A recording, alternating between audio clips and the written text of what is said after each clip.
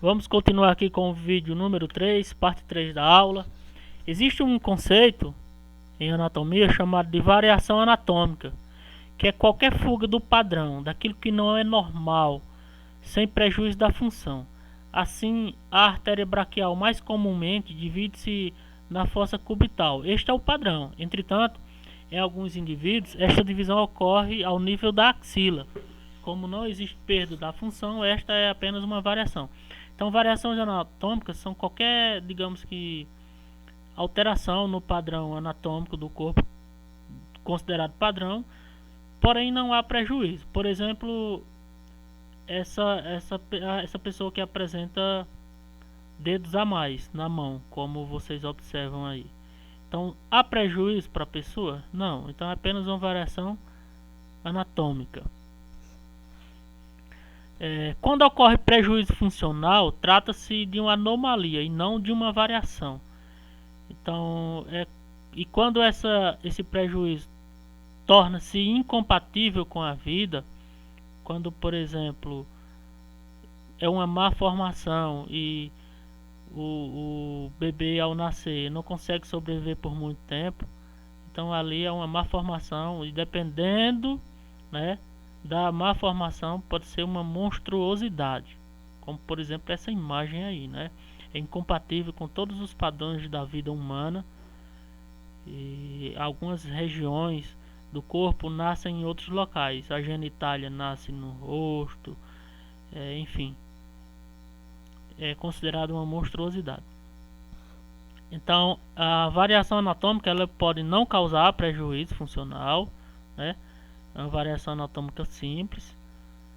E se ela causar prejuízo funcional, se for de um tipo que causa prejuízo, e o indivíduo sobreviver normalmente, é apenas uma anomalia.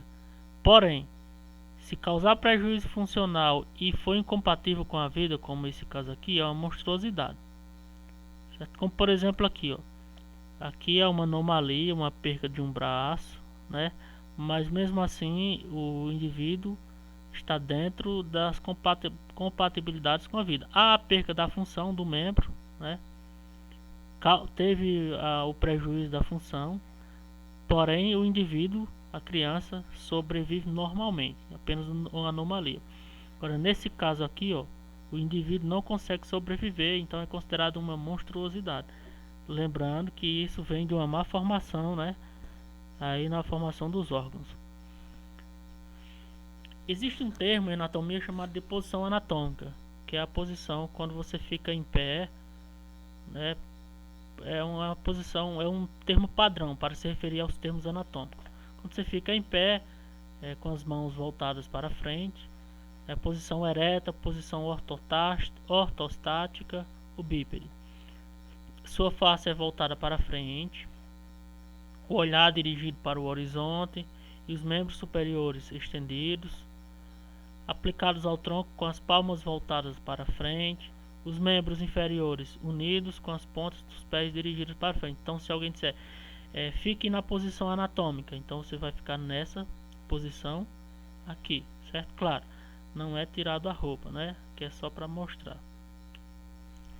O corpo humano ele está dividido como? Então, o corpo humano ele está dividido em cabeça, tronco e membros. O tronco ele está dividido em tórax e abdômen, e os membros são classificados em membro superior e inferior. Então, cabeça, pescoço, aqui é o tronco. O tronco ele tem o tórax e o abdômen. Deixa eu voltar aqui. E os membros superiores, né, os membros que são superiores, que são os braços, inferiores, que são as pernas.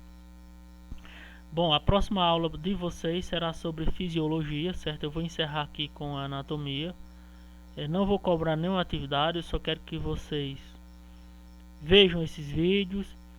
E para saber se vocês viram, eu quero que vocês escrevam o nome completo de vocês lá no grupo, confirmando que assistiram ao vídeo. Então, a atividade é essa, apenas escrever o nome de vocês, certo? Vai funcionar como uma frequência. Muito obrigado, tenham todos uma boa noite ou um bom dia, né? Espero que vocês vejam esse vídeo ainda hoje. Se for é boa noite, se for amanhã é bom dia ou boa tarde. Valeu, abraços.